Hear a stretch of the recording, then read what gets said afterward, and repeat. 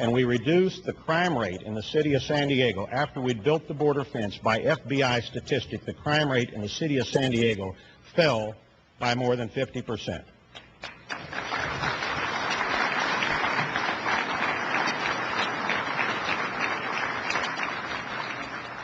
Well, ladies and gentlemen, I wrote the law that was signed by the President, which extends that San Diego border fence for 854 miles across Arizona, New Mexico, and Texas, all the smugglers' routes.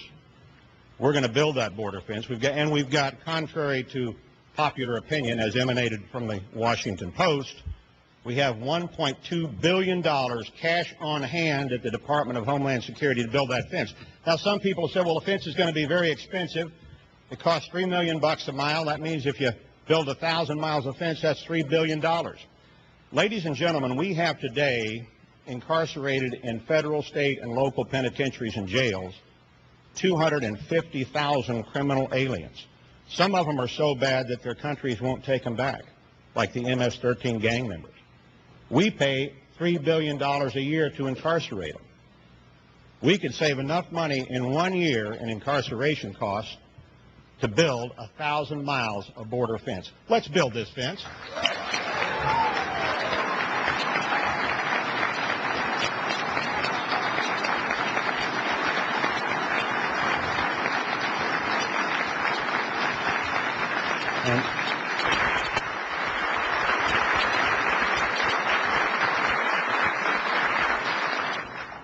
And ladies and gentlemen, at one remote place on that Rio Grande, as almost everybody here knows, 2 American Border Patrol agents saw a van come across with some 750 pounds of narcotics. And at some point during that apprehension, the drug dealer was winged.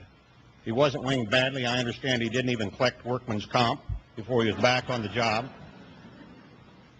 But for that, these 2 American Border Patrol agents, Ramos and Campion, were given 11 and 12 years of hard time in the federal penitentiary. That is a greater punishment than the average convicted murderer in this country, who does about 8.5 years. Now, ladies and gentlemen, I've read the transcript. I've talked with the families, and I've met with Mrs. Campion and Mrs. Ramos, and I've read the transcript of the trial. And I would say this. I've been on the Armed Services Committee for 26 years. I've been chairman for 4. I have never seen a Marine or a soldier treated in such an unjust way as Ramos and Campion. And as President of the United States, I will pardon Ramos and Campion.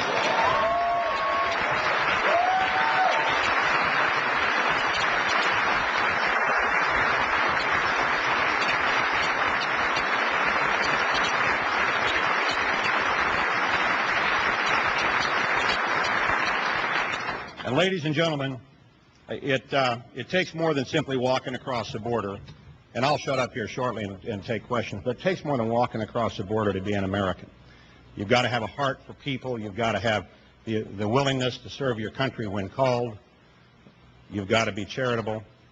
You've got to have a sense for your fellow citizens. You've got to be a guy like my Chief of Staff, Wendell Cutting, who when he had terminal cancer last January, and I called him up to see how he was doing because I thought he had 2 weeks to live. That's what the doctor had told me. I heard that Wendell wasn't there. And a lot of folks here know Wendell, or knew Wendell. And I said, where is he? And they said, he's gone to help the people in the